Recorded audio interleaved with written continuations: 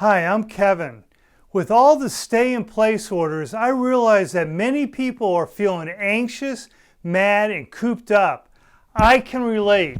Let me tell you my story of being forcibly cooped up. 2 weeks after reporting to a federal prison in 2011, and on the Friday before Labor Day weekend, I was told to follow a guard to a perimeter building that I knew was the Special Housing Unit, or the SHU for start.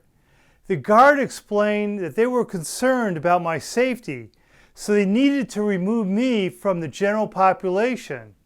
Now, unbeknownst to me, I would be treated as if I were a troublemaker.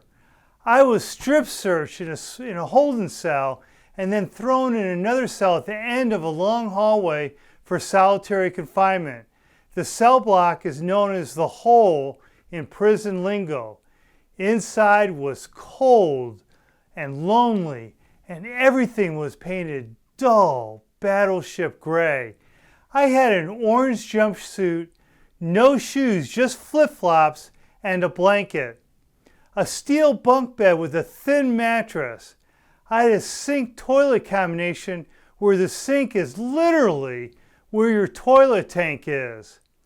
I would not shower because there was no way to get hot water in the open stainless steel push-button shower, or shave because they gave me a dull nub of a razor. Whew. There was no one in the cells on either side of me. My only spoken words were to the guards bringing my food and to my case manager, who rarely visited. The food was not edible. It was disgusting. I ate what I could stomach and shoved the unfinished tray back through the porthole in the door. My wife, Christine, had no idea why I wasn't calling her, and she was worried sick. After a week, I was allowed to make one 15-minute phone call. I was never so happy to speak to someone as to her that day. She visited me the following weekend. The visitation room was in another building. The guards would manacle me to walk me over to that building.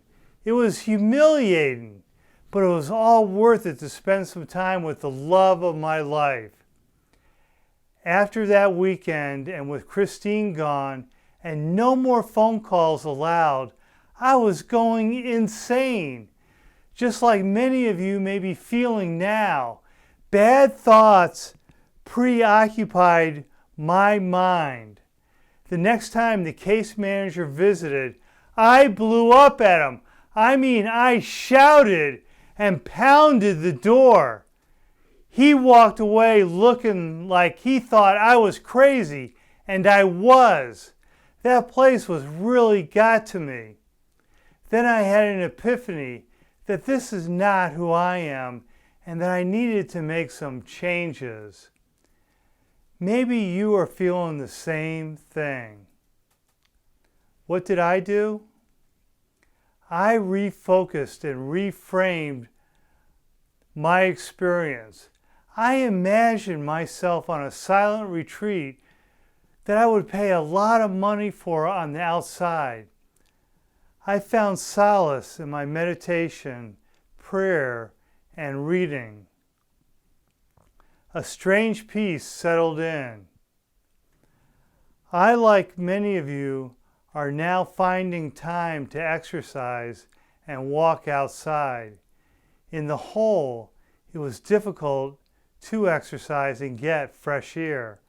For me, it consisted of walking around in an outside chain link fence court about the size of a racquetball court for about 20 minutes a day. One day, the guards took me for my daily exercise, handcuffed, as they always did. In an area where there were no cameras, they pulled back on my handcuffed arms until I buckled under the pain. They laughed. How's that for perspective? Back in my cell, I kept noticing a strange guy across the hall who would get up out of his bunk every time he saw me through our windows. I kept avoiding him until, as it turns out, the last week in the hole, my curiosity and loneliness got the better of me, so I started talking to him through the cracks in the heavy, cold steel doors. He told me that he had cancer and had escaped from the camp. He was awaiting trial for the escape and would probably get another 5 years on top of his 22-year sentence, which means that he will never go home to his loved ones. I'm glad I talked to him. It gave me perspective on my situation. At least I knew I would go home. I hope that you realize that this quarantine will end too. My time in the hole finally ended unexpectedly on the 28th day, and I was transferred to a minimum security camp. And that is a whole different story for a different day. This is what I looked like on the day of my transfer. So what can you learn from my 28 days in the hole? I hope your shelter in place is not a hole, but an opportunity to appreciate all the human contact with your family. Cherish your family. Keep busy. Be patient. Be grateful for what you have. Be kind. Focus on what will improve your state of mind.